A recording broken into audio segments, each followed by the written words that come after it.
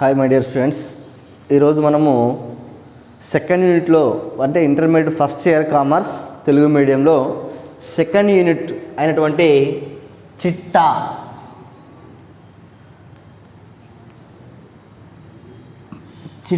అంటే ఏందో నేర్చుకుందాం. చిట్టా అని ఏమంటామంటే తొలిపద్దు పుస్తకం అని కూడా అనొచ్చు. అంటే వ్యాపారంలో జరిగిన వ్యవహారాలను ఒక క్రమ పద్ధతి ప్రకారం తేదీల వారీగా విభజించి రాసి మొట్టమొదటి పుస్తకాన్ని ఏమంటామంటే చిట్టా అంటాం. అంటే డెబిట్ అనే అంశాన్ని క్రెడిట్ అనే అంశాన్ని విభజించి రాసే మొట్టమొదటి పుస్తకాన్ని ఏమంటామంటే చిట్టా అంటాం. అలా రాయడాన్ని ఏమంటామంటే చిట్టా పద్దు అంటాం. ఓకేనా. మనము గత క్లాసులో మనం ఏం నేర్చుకున్నామంటే ఖాతాలు ఎన్ని రకాలు, వాటికి సంబంధించిన వివరణ, వాటికి సంబంధించిన సూత్రాలు నేర్చుకున్నాం. ఒక్కసారి మీరు గుర్తు చేసుకున్నట్లయితే మన ఖాతాలు 3 రకాలు. ఎన్ని రకాలండి? 3 రకాలు. ఖాతాలు 3 రకాలు అనుకున్నాం. ఒకటి ఏంటి? వ్యక్తిగత ఖాతా, రెండోది వాస్తవిక ఖాతా, మూడోది నామమాత్రపు ఖాతా. నామమాత్రపు ఖాతా. ఇవి మనకు 3 ఖాతాలుగా నేర్చుకున్నాం. సో వ్యక్తిగత ఖాతా ఎవరి గురించి చెప్తా అనుకున్నాం మనం అంటే వ్యక్తుల గురించి మరియు సంస్థల గురించి చెప్తా అనుకున్నాం. ఓకేనా. మరి వ్యక్తిగత ఖాతా సూత్రం ఏంటంటే సంస్థ నుండి ప్రయోజనం పొందిన వ్యక్తిని డెబిట్ చేయాలి. అదేవిధంగా రెండో సూత్రం ఏంటంటే సంస్థకు ప్రయోజనం చేకూర్చిన వ్యక్తిని ఏం చేయాలంటే క్రెడిట్ చేయాలి. అదేవిధంగా వాస్తవిక ఖాతా అని చెప్పుకున్నామంటే వాస్తవిక ఖాతా ఆస్తుల గురించి మాత్రమే తెలియజేసే ఖాతా అని ఏమనుకున్నామంటే వాస్తవిక ఖాతా అనుకున్నాం. వాస్తవిక ఖాతా కూడా 2 సూత్రాలు ఉన్నాయి. సంస్థలోనికి ఆస్తి వస్తే డెబిట్ చేయాలి, సంస్థ నుండి ఆస్తి పోతే క్రెడిట్ చేయాలనుకున్నాం. అదేవిధంగా నామమాత్రపు ఖాతా కూడా మనం నామమాత్రపు ఖాతా అంటే ఏం చెప్పుకున్నామంటే ఖర్చులు మరియు నష్టాలు, ఆదాయాలు మరియు లాభాల గురించి తెలియజేసే ఖాతాను నామమాత్రపు ఖాతా అనుకున్నాం. మరి ఖర్చులు నష్టాలు దీని సూత్రం ఏంటంటే ఖర్చులు నష్టాలను ఏం చేయాలి? డెబిట్ చేయాలి. ఆదాయాల లాభాలను ఏం చేయాలి? క్రెడిట్ చేయాలి. ఇక్కడ మనము ఒక వ్యవహారాన్ని తీసుకున్నట్లయితే వ్యవహారం అంటే ఏంటంటే కొనుగోలు చేయడం కానివ్వండి, అమ్మడం కానివ్వండి, డబ్బులు తీసుకోవడం కానివ్వండి, డబ్బులు ఇవ్వడం కానివ్వండి, వ్యాపారంలో జరిగిన వ్యవహారాలను ఏమంటామంటే పనులను వ్యవహారాలుగా చెప్పుకోవడానికి అవకాశం ఉంది. మనం ఏదైనా ఒక వ్యవహారాన్ని తీసుకున్నట్లయితే ఆ వ్యవహారంలోనంట ఖచ్చితంగా ఈ 3 ఖాతాల్లో 2 ఖాతాలు ఉంటాయంట. ఓకేనా. ఏదైనా ఒక వ్యవహారం తీసుకున్నట్లయితే ఆ వ్యవహారంలోని 2 ఖాతాలను మనం గుర్తించి అందులో వాటి సూత్రాలను, ఆ ఖాతాలకు సంబంధించిన సూత్రాలను మనం ఏ విధంగా అప్లై చేయాలని నేర్చుకుందాం ఈరోజు. ఓకేనా. రైట్. ఫస్ట్ మనము ఖాతాలకు సంబంధించిన సూత్రాలు పర్ఫెక్ట్గా గుర్తుండాలి. ఓకేనా. ఇప్పుడు మనం ఏం చేద్దామంటే ఒక వ్యవహారం చిట్టా పద్ధతిలో ఏ విధంగా రాయాలో చూద్దాం. సో ఫస్ట్ మనం ఏం చేద్దామంటే ఒక వ్యవహారం తీసుకుందాం. ఏదైనా ఒక వ్యవహారం తీసుకున్నట్లయితే ఆ వ్యవహారంలోనంట 2 ఖాతాలు, మన పైన ఉన్న 3 ఖాతాల్లో 2 ఖాతాలు ఖచ్చితంగా ఉంటాయంట. ఫస్ట్ 2 ఖాతాలు గుర్తించాలి. గుర్తించిన తర్వాత వాటిని డెబిట్ చేయాలా క్రెడిట్ చేయాలనేది వాటి సూత్రాలను బేసిక్గా తీసుకొని చేయాల్సి వస్తుంది. చిన్న ఎగ్జాంపుల్ తీసుకుంటాను చూడండి. ఏంటంటే నగదు ద్వారా జీతాలు చెల్లింపు. ఇదొక సూత్రం. ఎంత అంటే ఫర్ ఎగ్జాంపుల్ 3,000 రూపాయలు అనుకోండి. ఇదొక వ్యవహారం. అంటే ఇక్కడ ఏమంటుందంటే మనము మన షాప్లో ఒక గుమస్తాను పెట్టుకున్నామండి. మీరు ఇమాజినేషన్ చేసుకోవాలని చెప్పాను. మీరు మీ గుమస్తాకు డబ్బులు ఇవ్వడం జరిగింది, జీతం ఇచ్చారు. ఎట్లా ఇచ్చారంటే నగదు రూపంలో ఇచ్చారు. అంటే ఇవ్వడం అనేది 2 రకాలు ఉంటాయండి. చెక్ ఇవ్వచ్చు లేదా డబ్బులే ఇవ్వచ్చు. ఇక్కడ ఏమంటుందంటే మీరు డబ్బులు ఇచ్చారంట. నగదు ద్వారా జీతాలు చెల్లింపు 3,000 రూపాయలు మీరు మీ గుమస్తాకు ఏం చేశారంటే జీతం చెల్లించారు. ఎంత చెల్లించారు? 3,000 రూపాయలు చెల్లించారు. ఇది ఒక వ్యవహారం. డబ్బులు ఇవ్వడం అనేది ఒక వ్యవహారం ఇది. ఓకేనా. అదేవిధంగా రెండోది తీసుకోండి. ఏంటంటే నగదుకు సరుకు కొనుగోలు. ఎంత అంటే 5,000 రూపాయలు. ఇక్కడ ఏం చేసినామంటే కొన్నామండి. ఏం కొన్నాం? మన వ్యాపారంలోకి సరుకు కొన్నాం. ఎట్లా కొన్నాము? డబ్బులు ఇచ్చి కొన్నామా లేకపోతే డబ్బులు ఇవ్వకుండా కొన్నామంటే డబ్బులు ఇచ్చి కొన్నామంట, నగదుకు కొన్నామంట సరుకులు. ఓకేనా. మీరు షాప్లో కావాల్సిన సరుకులను డబ్బులు ఇచ్చి కొనడం జరిగింది. ఎంత కొన్నామంటే 5,000 రూపాయలు కొన్నాం. ఇదొక వ్యవహారం, కొనడం. ఓకేనా. ఇంకొకటి తీసుకుందాం. మూడో వ్యవహారము ఏంటంటే ఫర్నిచర్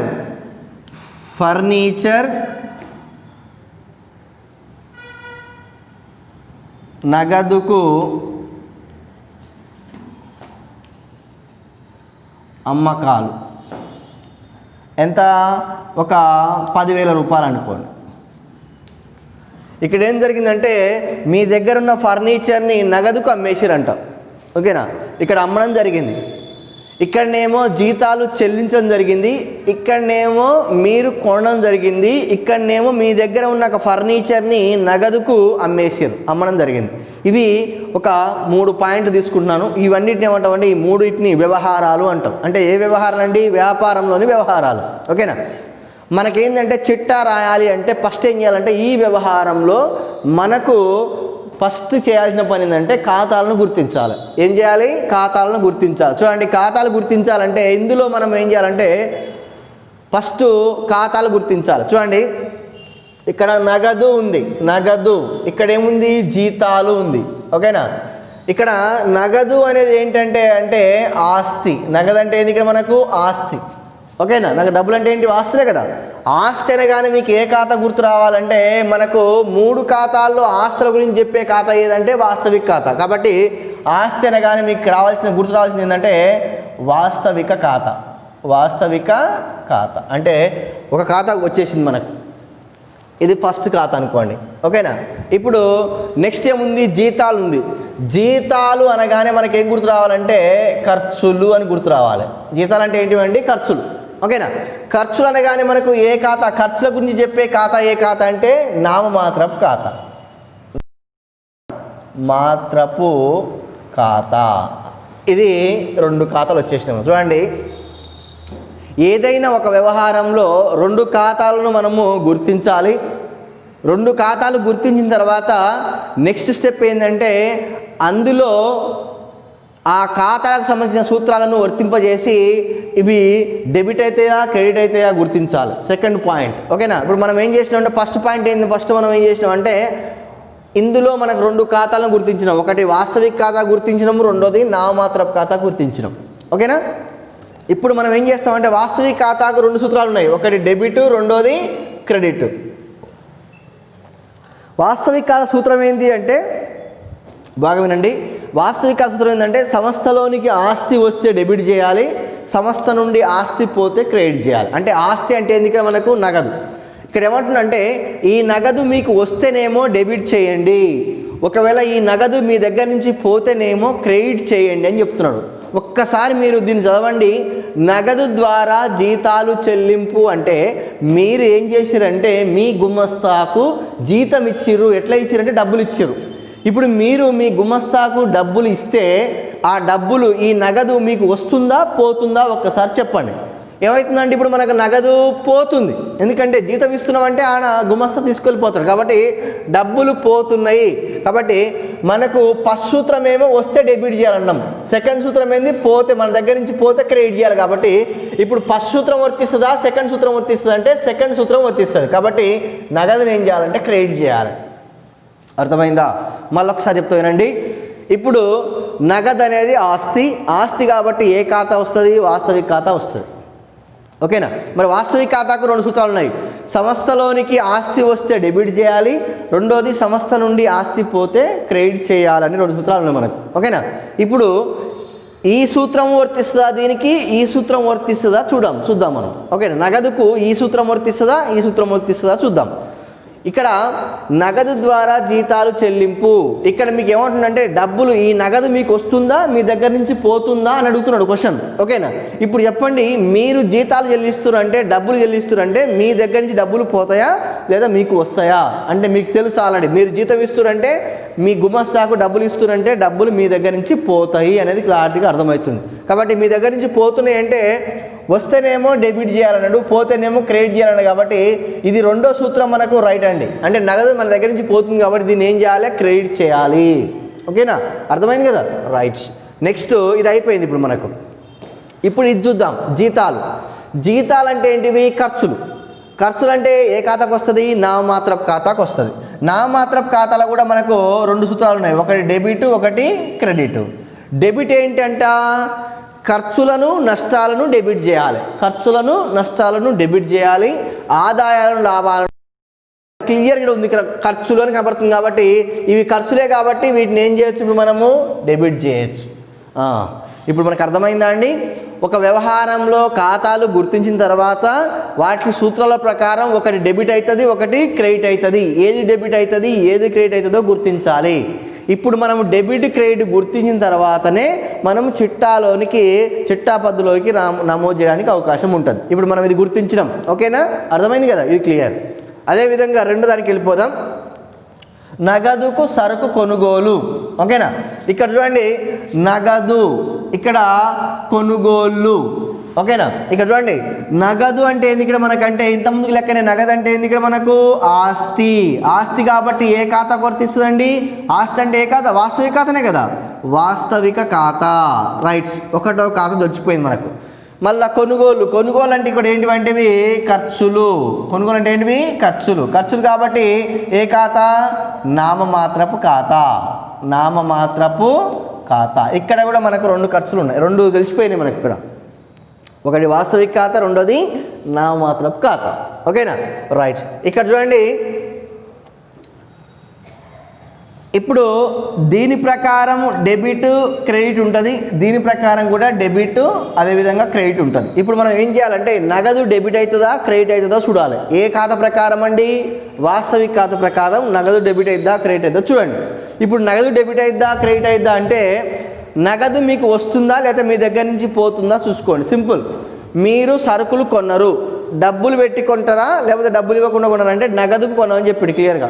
అంటే కొంటే డబ్బులు వస్తాయా పోతాయా అంటే నగదు కొంటున్నాం కాబట్టి డబ్బులు పోతాయి. ఓకేనా? మీరు షాప్కి వెళ్ళారు, ఏదో ఒకటి చాక్లెట్ కొన్నారు లేదా బిస్కెట్ కొన్నారు అనుకోండి, కొంటే ఏమవుతుంది? మీ దగ్గర నుంచి డబ్బులు పోతాయి. ఓకేనా? అదేవిధంగా సరుకులు కొన్నాం కాబట్టి మీ దగ్గర నుంచి ఏం పోతుందండి? డబ్బులు పోతున్నాయి. డబ్బులు పోతే మనకు సూత్రం ప్రకారం ఏ సూత్రం అండి? రెండో సూత్రం. ఒకటేమో వస్తేనేమో డెబిట్ చేయాలి, రెండోదేమో పోతేనేమో క్రెడిట్ చేయాలి. కాబట్టి పోతుంది కాబట్టి దీన్ని ఏం చేస్తాం? క్రెడిట్ చేస్తాం. చలో, నగదు కూడా క్రెడిట్ అయిపోయింది. ఇప్పుడు కొనుగోలు అనేవి ఖర్చులు కాబట్టి నామమాత్రపు ఖాతా ప్రకారం ఖర్చులు ఏం చేయాలి? డెబిట్ చేయాలి. ఇట్లా డెబిట్ క్రెడిట్ని గుర్తించాలి. ఓకేనా? ఇది అయిపోయింది. నెక్స్ట్ ఇది చూడండి, మూడో చూడండి, ఫర్నిచర్ నగదుకు అమ్మకాలు. ఇక్కడ ఏం జరిగిందంటే ఫర్నిచర్ ఉంది, నగదు ఉంది. ఫర్నిచర్ అనేది ఏంటి? ఇక్కడ ఆస్తి. ఆస్తి కాబట్టి ఇది ఏ ఖాతా? వాస్తవిక ఖాతా. అదేవిధంగా నగదు చూడండి, నగదు అనేది ఏంటి? ఇక్కడ ఆస్తి, ఇది కూడా ఆస్తే కాబట్టి ఇది కూడా వాస్తవిక ఖాతా. చూడండి, ఒకే వ్యవహారంలో రెండు వాస్తవిక ఖాతాలు వచ్చే అవకాశం ఉంటుంది. ఓకేనా? ఇప్పుడు రెండు వాస్తవిక ఖాతాలు వచ్చినప్పుడు మనం ఏం చేయాలంటే సూత్రం ప్రకారము ఒక ఆస్తి, ఇదొక ఆస్తి, ఇదొక ఆస్తి. సూత్రం ప్రకారం రెండు సూత్రాలు ఉన్నాయి కాబట్టి ఒక ఆస్తి వస్తుంది, ఒక ఆస్తి పోతుంది. మీరు చూడండి, ఇక్కడ ఫర్నిచర్ను నగదుకు అమ్మినామంటే మీరు ఫర్నిచర్ను డబ్బులకు అమ్మిరన్నమాట. ఓకేనా? అమ్మితే ఫర్నిచర్ ఉంటుందా పోతుందా అంటే ఫర్నిచర్ ఏమవుతుందంటే పోతుంది. ఓకేనా? ఫర్నిచర్ పోతుంది కాబట్టి సూత్రం ప్రకారం వాస్తవిక ఖాతా సూత్రం ప్రకారము ఏదైనా ఆస్తి మనకు వస్తేనేమో డెబిట్ చేయాలి, ఏదైనా ఆస్తి మన దగ్గర నుంచి పోతేనేమో క్రెడిట్ చేయాలి. కాబట్టి ఫర్నిచర్ అమ్ముతున్నాం అంటే అమ్మితే పోతాయి కాబట్టి ఫర్నిచర్ పోతుంది కాబట్టి ఫర్నిచర్ని ఏం చేయాలంటే క్రెడిట్ చేయాలి. మరి అమ్మినప్పుడు డబ్బులు వస్తాయా? మనకు వస్తాయి కదా. నగదు అనేది ఆస్తే కాబట్టి మనకు వస్తుంది, ఇది వస్తుంది కాబట్టి దీన్ని ఏం చేస్తామంటే వస్తే ఏం చేయాలి? ఆస్తి వస్తే డెబిట్ చేయాలి. ఓకేనా? ఇప్పుడు చూడండి, ఒక ఆస్తి వస్తుంది, ఒక ఆస్తి పోతుంది. సూత్రం ప్రకారం వచ్చే ఆస్తిని డెబిట్ చేసినాం, పోయే ఆస్తిని క్రెడిట్ చేసినాం. ఇప్పుడు మనకు ఒక వ్యవహారంలో ఖాతాలు గుర్తించిన తర్వాత డెబిట్ అనే అంశాన్ని క్రెడిట్ అనే అంశాన్ని గుర్తించిన తర్వాత మనం ఏం చేయాలంటే చిట్టా పద్దు రాయాలి. చిట్టా పద్దు రాయాలి అంటే వెరీ వెరీ ఇంపార్టెంట్. దీనికి ఒక నమూనా ఉంటుంది, చిట్టా నమూనా అంటాం దీన్ని. చిట్టా నమూనా ఎట్లా ఉంటుందంటే చూడండి, చిట్టా నమూనా వెరీ వెరీ ఇంపార్టెంట్, గుర్తుపెట్టుకోండి.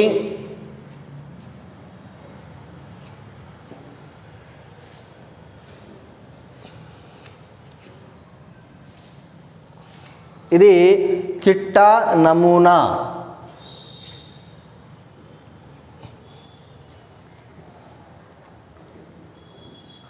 చిట్టా నమూనా అనేది ఎట్లా గుర్తుపెట్టుకోవాలంటే ఇందులో 5 డబ్బాలు ఉంటాయండి. 1 2 3 4 5 గుర్తుపెట్టుకోండి.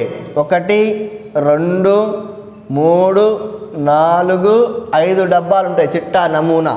దీన్ని ఏమంటామంటే చిట్టా పద్దులు అని రాయాలి. పైన చిట్టా పద్దులు అని రాయాలి. మనకు చేతికి 5 ఏళ్ళు ఏ విధంగా ఉన్నాయో ఈ చిట్టా పద్దుకు కూడా 5 బ్రాకెట్లు ఉంటాయని గుర్తుపెట్టుకోండి. ఓకేనా. ఫస్ట్ బ్రాకెట్ని ఏమంటామంటే తేదీ లేదా డేట్. ఫస్ట్ బ్రాకెట్ని ఏమంటామండి డేట్ అంటాం. దీన్ని వివరాలు. ఓకేనా.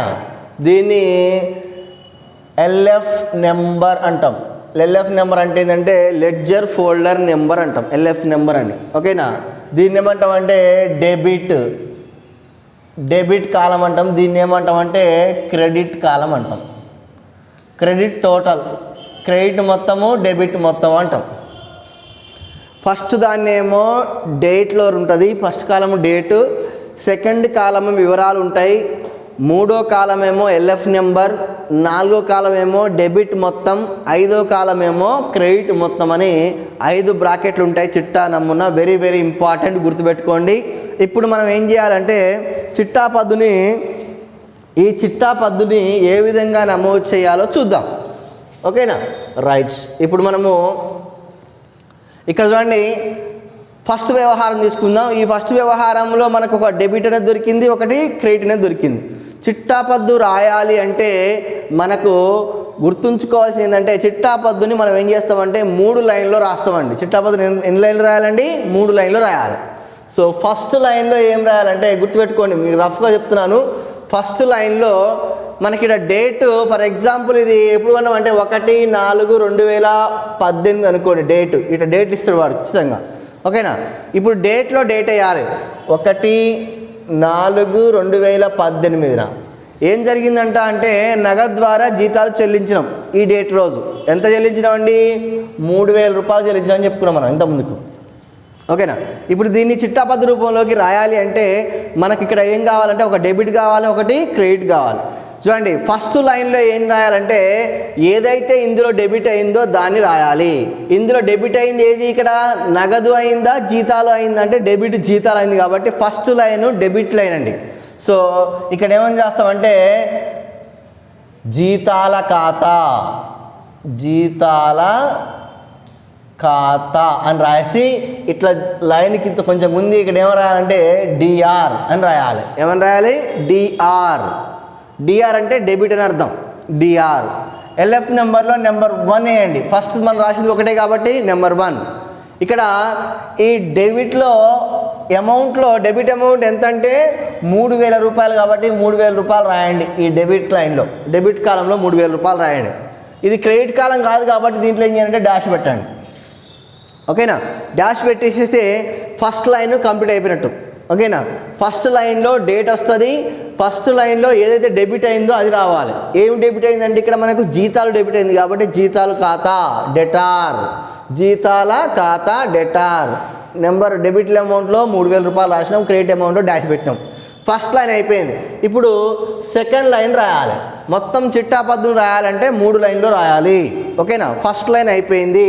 సెకండ్ లైన్లో ఏం రాయాలి అంటే మళ్ళీ డేట్ వేయాల్సిన అవసరం లేదు. సో సెకండ్ లైన్ ఏ లైన్ రాస్తామంటే ఇందులో ఏదైతే క్రెడిట్ అయిందో దాన్ని రాయాలి.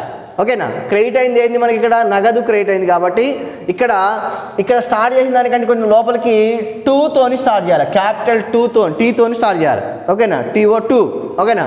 2 ఏం క్రెడిట్ అయింది ఇక్కడ? నగదు కాబట్టి 2 నగదు ఖాతా అని రాయాలి. అంతే, నగదు ఖాతా అని రాయాలి. మళ్ళా డాష్ పెట్టి సిఆర్ పెట్టాల్సిన అవసరం లేదు. ఎందుకంటే ఇంతకుముందుకు డిఆర్ అయింది డెబిట్ అయింది కాబట్టి డిఆర్ అని పెట్టినాం. ఇది క్రెడిట్ కదా, సిఆర్ అని పెట్టాల్సిన అవసరం లేదు. ఎందుకంటే 2 పెట్టినామంటేనే అది క్రెడిట్ అని అర్థం. ఓకేనా. రైట్స్. 2 నగదు ఖాతా. ఇక్కడ ఎల్ఎఫ్ నెంబర్లో మళ్ళీ నెంబర్ 2 వేయాల్సిన అవసరం. ఇదంతా ఒకటే కాబట్టి ఒకటేసి సరిపోతుంది. ఇప్పుడు మనము డెబిట్ లైన్లో ఇది ఏ లైన్ అండి? ఇది క్రెడిట్ లైన్ కాబట్టి డెబిట్ లైన్లో డాష్ పెట్టండి. డెబిట్ లైన్లో డాష్ పెట్టేసి క్రెడిట్ లైన్లో ఎంత అమౌంట్? 3,000 రూపాయలు. అదే సేమ్ అమౌంట్ రాయండి. డెబిట్ ఈక్వల్ టు క్రెడిట్ అంటే ఇక్కడ డెబిట్ సైడ్ అమౌంట్ ఎంత ఉందో క్రెడిట్ సైడ్ అమౌంట్ కూడా అంతే ఉంటుంది. ఓకేనా. రెండో లైన్ కూడా రాసేసినాం. రెండో లైన్ ఏంది 3000 రూపాయలు రాసేసినాం. ఇప్పుడు లాస్ట్ లైన్ ఏమంటామంటే మూడో లైన్, దాన్ని ఏమంటామంటే వివరణ అంటాం. ఏమంటామండి? వివరణ. ఈ వివరణను బ్రాకెట్లో రాయాలి. ఏమని రాయాలంటే జస్ట్ ఇది ఎందుకు రాస్తున్నామో తెలవాలి కాబట్టి ఆ వివరణ ఏం చెప్తుందంటే నగదు, జీతాలు, నగదు అనేది మాకు అర్థం కాదు కాబట్టి ఇది ఎందుకు రాసుకున్నాం అంటే నగదు ద్వారా చెల్లించడం కాబట్టి ఇక్కడ రాసుకోండి. అదే దీన్ని తీసుకొచ్చి యాసిడ్కి రాసినా కూడా తప్పేం లేదు. నగదు ద్వారా జీతాలు చెల్లింపు అని రాయండి, సరిపోతుందండి. ఓకేనా? సో ఇది మూడో లైన్ అయిపోగానే ఈ వివరాల దానికి డబ్బా కొట్టేయండి, అయిపోతుంది. చిట్టపద్దు అర్థమైందండి? చిట్టపద్దు రాయాలంటే 3 లైన్లు రాయాలి. 3 లైన్లు రాయాలంటే ఫస్ట్ లైన్ ఏంటంటే ఫస్ట్ లైనే డెబిట్ లైన్. ఫస్ట్ లైన్ అనేది డెబిట్ లైన్. సో డెబిట్ లైన్లో మనం ఏం రాయాలంటే ఈ వ్యవహారంలో ఏది డెబిట్ అయిందో అదే రాయాలి. ఏది డెబిట్ అయింది? ఈ వ్యవహారంలో జీతాలు డెబిట్ అయింది కాబట్టి జీతాలు రాసినాం, డేట్ వేసినాము. జీతాల ఖాతా డెటార్ డిఆర్ అని రాసేసి ఎల్ఎఫ్ నెంబర్లో 1 అని పెట్టేసి అమౌంట్ ఎంత ఉందో డెబిట్లో రాసేసి క్రెడిట్లో డాష్ పెట్టండి. డెబిట్ లైన్ రాసేటప్పుడు క్రెడిట్ దాంట్లో డాష్ పెట్టాలి, క్రెడిట్ రాసేటప్పుడు డెబిట్ దాంట్లో డాష్ పెట్టాలి, గుర్తుపెట్టుకోండి. ఓకేనా? సో జీతాల ఖాతా డెటార్ అమౌంట్ 3000 రూపాయలు రాసేసి క్రెడిట్లో డాష్ పెట్టేసినాం. ఫస్ట్ లైన్ అయిపోయింది. సెకండ్ లైన్ రాసేటప్పుడు మాత్రం ఏది రాయాలంటే క్రెడిట్ అయింది రాయాలి. ఏం క్రెడిట్ అయింది అండి ఇక్కడ అంటే నగదు క్రెడిట్ అయింది కాబట్టి క్రెడిట్ లైన్ రాసేటప్పుడు ఏం చేయాలంటే 2తో స్టార్ట్ చేయాలి, TO2తో స్టార్ట్ చేయాలి. ఓకేనా? 2 ఏం క్రెడిట్ అయిందో దాని పేరు రాయాలి. నగదు ఖాతా అని రాసేసి ఇక్కడ సిఆర్ పెట్టాల్సిన అవసరం లేదు, 2 అంటేనే క్రెడిట్ అని అర్థం. రాసేసి డెబిట్ లైన్లో డాష్ పెట్టండి, క్రెడిట్ లైన్లో మళ్ళీ అమౌంట్ వేసేసేయండి 3000 రూపాయలు. లాస్ట్ లైన్ మూడో లైను వ్యవహారము అంటాం. ఏమంటామండి? వ్యవహారం అంటాం. వ్యవహారం అంటే ఏంటంటే వివరణ రాయాలి. ఇక్కడ మనం ఏంటంటే అదే వ్యవహారం తీసుకొచ్చి ఇలా రాసినాం అనుకోండి, వివరణ అయిపోతుంది. ఇప్పుడు చిట్టాపద్దును రాసే విధానం ఇది. ఓకేనా? రైట్. ఇప్పుడు రెండోది తీసుకుందాం. మనకు ఏ చిట్టాపద్దు రాయాలన్నా మనకు 3 లైన్లు ఉండాలి. ఇవి రాయొద్దండి, ఇది నేను ఒకరే రాసినాను మీకు ఐడియా కోసం. చిట్టాపద్దు 3 లైన్లు ఉండాలి. ఒకటి డెబిట్ లైన్, రెండోది క్రెడిట్ లైన్, మూడోది వివరణ. ఓకేనా? 3 లైన్లు, డెబిట్, క్రెడిట్, వివరణ. రైట్. ఇప్పుడు ఇది అయిపోయిందండి. ఇప్పుడు ఇది తీసుకోండి. ఇందులో మనము ఆల్రెడీ డెబిట్ క్రెడిట్ గుర్తించడం కాబట్టి ఇప్పుడు మనము ఏం చేయాలంటే ఫస్ట్ ఏది తీసుకోవాలి? డెబిట్ తీసుకోవాలి.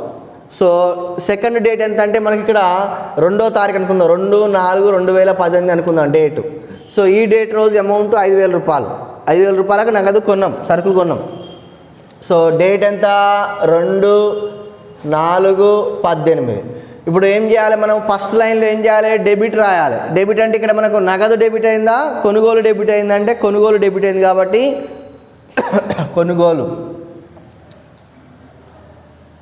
కొనుగోలు ఖాతా గీత గుంజి డిఆర్ అని రాయాలి. ఓకేనా? రాసేసి ఎల్ఎఫ్ నెంబర్లో 2, ఎందుకంటే ఇది రెండోది కాబట్టి ఎల్ఎఫ్ నెంబర్ 2. ఓకేనా? సో అమౌంట్ ఎంత? అమౌంట్ 5000 రూపాయలు చెప్పింది కాబట్టి 5000 రూపాయలు రాసేసి ఇలా డాష్ పెట్టండి. క్రెడిట్ కాదుగా మనం రాసేది, డెబిట్ది కాబట్టి డెబిట్ దాంట్లో అమౌంట్ రాయాలి, క్రెడిట్ దాంట్లో డాష్ పెట్టాలి. ఇప్పుడు ఫస్ట్ లైన్ కంప్లీట్ అయిపోయింది. ఓకేనా? ఇప్పుడు సెకండ్ లైన్ ఏంటంటే సెకండ్ లైన్ ఏంటి మనకు? Credit line. క్రెడిట్ లైన్ రాసేటప్పుడు దేనితో స్టార్ట్ చేయాలని చెప్పిన 2తో స్టార్ట్ చేయాలి. ఓకేనా? 2తో స్టార్ట్ చేసేసి మనకి ఇప్పుడు క్రెడిట్ అయింది ఏంటి ఇక్కడ మనకు? నగదు కాబట్టి నగదు ఖాతా రాసేసి ఇప్పుడు మనము ఎల్ఎఫ్ నెంబర్లో 2 వేసినాం కాబట్టి మళ్ళీ రాయాల్సిన అవసరం లేదు కాబట్టి డెబిట్లో డాష్ పెట్టేసి క్రెడిట్లో మళ్ళీ ఎంత రాయాలండి? 5000 రూపాయలు రాయాలి. సో రెండో లైన్ కూడా అయిపోయింది. ఓకేనా? రెండో లైన్ ఏంటిది? క్రెడిట్ లైన్, అది కూడా అయిపోయింది. లాస్ట్ ఇప్పుడు మూడో లైన్ ఏంది ఇక్కడ మనకు? వివరణ ఏమని రాయాలంటే ఏంది మనకి ఇక్కడ? నగదుకు సరుకులు కొన్నాం కాబట్టి అదే రాయండి. నగదుకు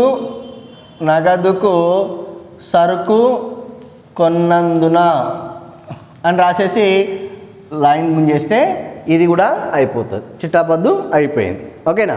2 చిట్టాపద్దులు అయిపోయినాయి. ఇప్పుడు లాస్ట్ చూడండి. లాస్ట్ది ఏంటి మనకి ఇక్కడ? ఫర్నిచర్ నగదుకు అమ్మకం. ఇందులో కూడా మనం ఏం చేసినామంటే ఆల్రెడీ డెబిట్ అనే అంశాన్ని, క్రెడిట్ అనే అంశాన్ని గుర్తించినాం.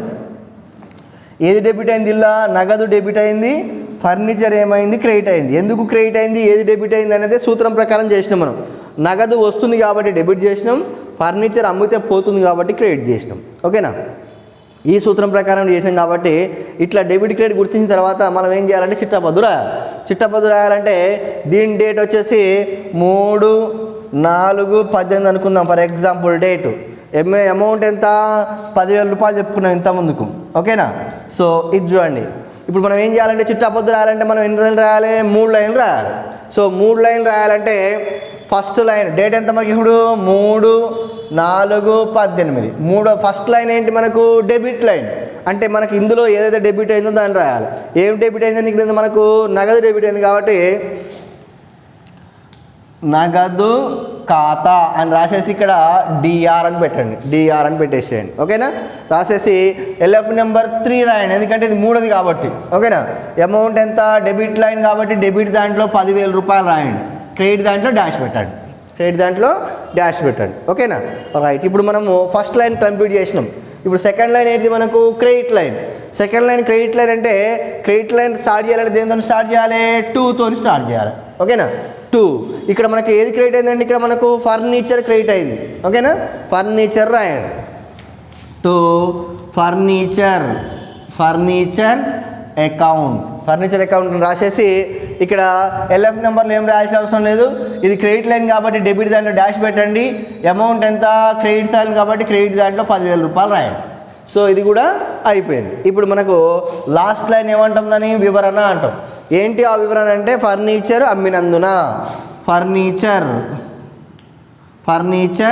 నగదుకు అమ్మినందున అని రాయండి. అంతే. రాసేసి అండర్లైన్ చేయండి. ఇది చిట్టాపద్దుని రాసే విధానం. చిట్టాపద్దు రాయాలంటే మనము ఫస్ట్ డబ్బా కొట్టాలి. డబ్బా కొట్టాలంటే మనకి ఎన్ని గుర్తుండాలండి? 5 డబ్బాలు ఉంటాయి, గుర్తుపెట్టుకోండి. ఫస్ట్ డబ్బానేమో తేదీ, సెకండ్ డబ్బానేమో వివరాలు, 3 డబ్బానేమో ఎల్ఎఫ్ నెంబర్, 4 డబ్బానేమో డెబిట్ మొత్తము, 5 డబ్బానేమో క్రెడిట్ మొత్తం. గుర్తుపెట్టుకోండి. డేటు కంటే వివరాలది చాలా పెద్దగా ఉండాలి. చూడండి ఎడగొట్టాను. డేటు, డెబిట్, క్రెడిట్ 2 సమానంగా ఉంటాయి డబ్బాలు. ఇది వివరాలు మాత్రం పెద్దగా ఉండాలి, కొంచెం పెద్దగా ఉండాలి. ఎల్ఎఫ్ నెంబర్ చిన్నగా ఉన్నా పర్లేదు, 1 2 3 వేసుకుంటూ పోవడమే. కానీ ఇక్కడ వ్యవహారాలు రాసేటప్పుడు వివరణ రాసేటప్పుడు పెద్దగా ఉండాలి కాబట్టి ఇది చాలా ఇంపార్టెంట్. కొట్టే నమూనా కూడా చాలా ఇంపార్టెంట్. ఈ డేటు, ఈ డెబిట్, క్రెడిట్ ఎట్లా ఉన్నాయో అంతే ఉండాలి. ఈ వివరాలు మాత్రం ఈ 2 ఎంత ఉన్నాయో డబల్ ఉండాలన్నమాట. ఓకేనా? రైట్. చిట్టాపద్దు రాయాలంటే ఇది. ఇప్పుడు మనం ఏం చేయాలంటే దీన్ని చదవడం రావాలి. ఫస్ట్ మనకు ఎలా చదవాలి అంటే జీతాల ఖాతా DR2 నగదు ఖాతా అనొద్దు. ఏమని రాయాలంటే జీతాల ఖాతా డెటార్2 నగదు ఖాతా అని చదవాలి. ఇక్కడ నుంచి స్టార్ట్ చేసి ఇక్కడ కొంచెం ఆగి మళ్ళీ స్టార్ట్ చేసుకోవాలి. చూడండి, జీతాల ఖాతా డెటార్2 నగదు ఖాతా. ఓకేనా? అక్కడ ఇక్కడ కామ పెట్టా చూడండి. కామ దాకా వచ్చి ఆగి తర్వాత మనం స్టార్ట్ చేయాలి. జీతాల ఖాతా డెటార్2 నగదు ఖాతా. అదేవిధంగా చూడండి, కొనుగోలు ఖాతా డెటార్2 నగదు ఖాతా. డెటార్2. ఓకేనా? అదేవిధంగా నగదు ఖాతా డెటార్2 ఫర్నిచర్ ఖాతా అని చదవాలి. ఓకేనా? రైట్. ఇది అండి జీతాల ఖాతా డెటార్2 నగదు ఖాతా, కొనుగోలు ఖాతా డెటార్2 నగదు ఖాతా, నగదు ఖాతా డెటార్2 ఫర్నిచర్ ఖాతా. చిట్టాపద్దు చదివే విధానం ఇది. ఓకేనా? ఇది చిట్టాపద్దుని రాసే నమూనా. ఓకేనా? చిట్టాపద్దు రాయాలంటే మనకి ఎన్ని డబ్బాలు ఉండాలండి? 5 డబ్బాలు ఉండాలి. ఫస్ట్ డబ్బానేమో డేట్, సెకండ్ డబ్బానేమో వివరాలు, 3 డబ్బానేమో ఎల్ఎఫ్ నెంబర్, 4 డబ్బానేమో డెబిట్ మొత్తం, 5 డబ్బానేమో క్రెడిట్ మొత్తం. ఓకేనా? 5 డబ్బాలు గుర్తుపెట్టుకొని ఇలా రాయాలి అంటే ఫస్ట్ మనం చేయాలంటే వ్యవహారంలో డెబిట్ అనే అంశాన్ని, క్రెడిట్ అనే అంశాన్ని గుర్తించాలి. డెబిట్ అనే అంశాన్ని, క్రెడిట్ అనే అంశాన్ని గుర్తించిన తర్వాత మనకి ఏ వ్యవహారం తీసుకున్నా మనకు 2 ఖాతాలు ఉంటాయి. ఆ 2 ఖాతాలను గుర్తించి అవి డెబిట్ అయితేయా క్రెడిట్ అయితేయా గుర్తించి డెబిట్ క్రెడిట్ గుర్తించిన తర్వాత చిట్టాలోకి నమోదు చేయాలి. చిట్టాలో నమోదు చేయాలంటే చిట్టాపద్దు రాయాలంటే మనకు 3 లైన్లు రాయాలి చిట్టాపద్దుని. ఫస్ట్ లైన్ ఏమో డెబిట్ లైన్ అంటాం, సెకండ్ లైన్ ఏమో క్రెడిట్ లైన్ అంటాం, 3వ లైన్ ఏమంటామంటే వివరణ అంటాం. ఓకేనా? ఇవి జస్ట్ ఒకసారి చూడండి. రేపు మళ్ళీ నెక్స్ట్ క్లాస్లో మనం నీట్గా మళ్ళీ కొన్ని ఇంకా వ్యవహారాలు తీసుకొని నేర్చుకుందాం. టెన్షన్ పడాల్సిన అవసరం లేదు, కూల్గా అర్థం చేసుకోండి. మనం ఇక్కడ వ్యవహారాన్ని సూత్రాల ప్రకారమే డెబిట్ క్రెడిట్ గుర్తించిన తర్వాతనే అక్కడ నమోదు చేయడం జరుగుతుంది. ఓకేనా? రైట్.